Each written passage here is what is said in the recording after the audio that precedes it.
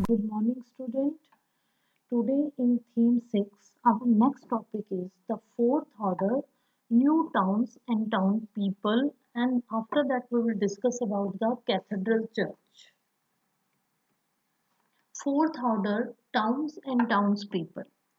Expansion of agriculture was accompanied by the growth in three related areas: population, trade, and towns. It means that with the expansion of agriculture, we saw the development was on that time seen in these three areas. The first one was the population, then in the train and trade, and after that in the towns. On that time, the towns were the main selling center of the agriculture surplus. So then, the surplus agriculture was sold in the centers of these new towns, markets of tools and the clothes. Then we also saw the markets, shops of the tools and the clothes. On that time, there was a growth of the population. Roughly 42 millions in the 1000, Europe's population stood at 62 million around 1200 and 73 million in 1300. Better food meant a long lifespan. By the 13th century, an average European could expect to live 10 years longer than in the 8th century. Women and girls had shorter lifespan as compared to the men because the latter ate better food. Then we discuss about the town like feature, a town square, a church, roads where the merchants build shops and homes, an office of town administration.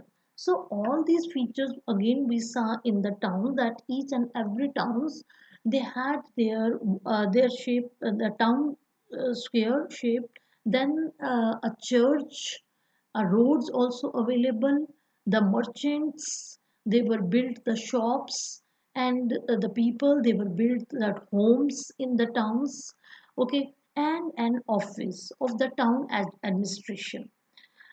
In other places towns grew around large castles, bishops estate, and or large churches. Then we also see that the towns also developed around the large castle area or the forts of the lords, the or the bishop estates. But in these towns, we saw the large churches, huge churches. Now, the same towns air makes free.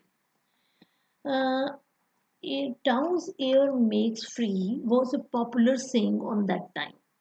Many serfs carving to be free ran away to and hid in the towns. If a serf could stay for more year and one day without his lord discovering him, he would become a free man. Many people in towns were free peasants or escaped serfs who provided unskilled labor. Shopkeepers and merchants were numerous on that time. Later, there was need for individuals with specialized skills like bankers and lawyers. So these people they were doing all these type of the work. They were the bankers, they were the lawyers, they were the shopkeepers or the merchants. The bigger towns had population about 30,000. They could be said to have formed a fourth order. So these serfs, when they escape from their masters and hide themselves in the new towns, and these people, those who lived in these towns, they were also formed the fourth order. These in towns, instead of services, the people they were also paid the tax to the lords who owned the land on which the town stood. Many people in towns were free peasants or escaped serfs who provided unskilled labor, shopkeeper, merchant, etc. I'm just told you. Now these were, and after that the skilled people like as the bankers and the lawyers. Then we will discuss about the trade guilds. Guilds. The basis of economic organization was the guild. Each, or in other words, if we saying that the same profession people, they were made an organization. That organization called a guild. Each craft or industry was organized into a guild, an association which controlled the quality of the product, the price, and its sale. So these guilds, they were controlled the quality of the product, the price of that product, and after that the sale of the goods. All these things that were controlled by the a guild or that organization. The guild hall was feature of every town. It was a building for ceremonial functions and where the heads of all the guilds met formally. Guards patrolled the town's walls and magicians were called to play and feast. And in the civics procession, the innkeepers looked after the travelers.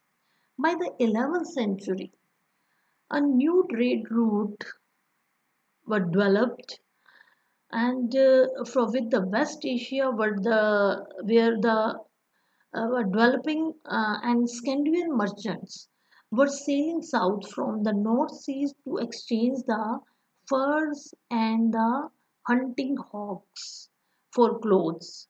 English on that time, English traders came to sell the tin in France. By the 12th century, commerce and crafts began to grow. Earlier craftsmen used to travel from manor to manor. Now they found it easier to settle in one place where goods could be produced and traded for food. As a number of towns grew and trade continued to expand, town merchants became rich and powerful and reviled the power of the nobility.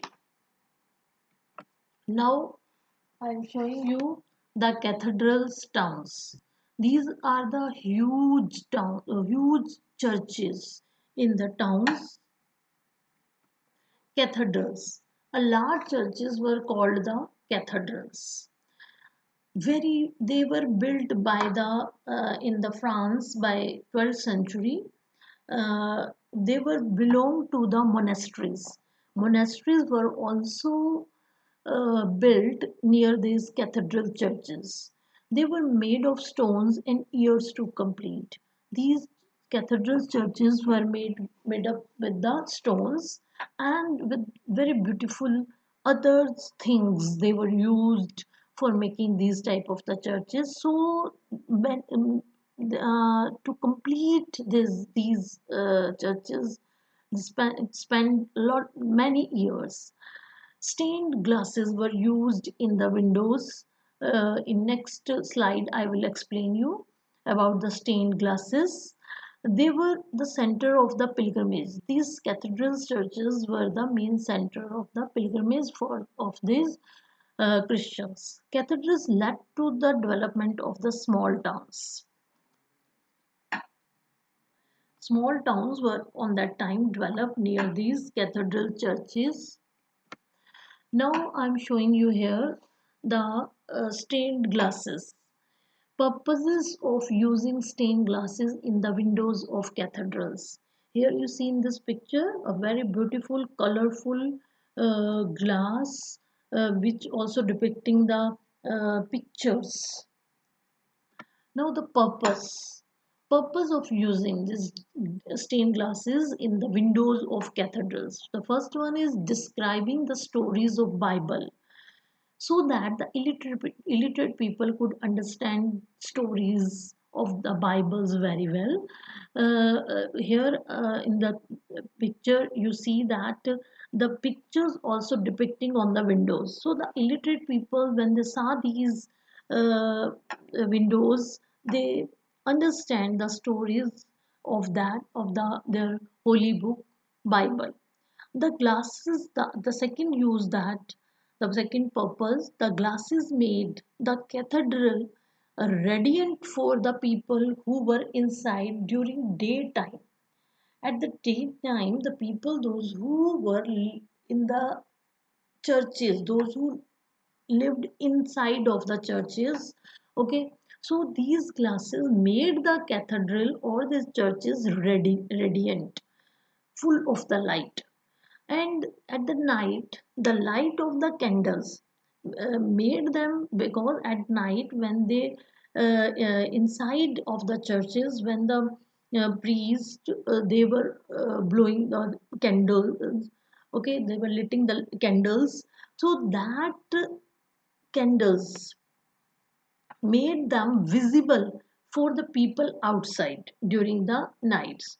So at the night time, the outside people, they so the visibility also comes from that stained glasses.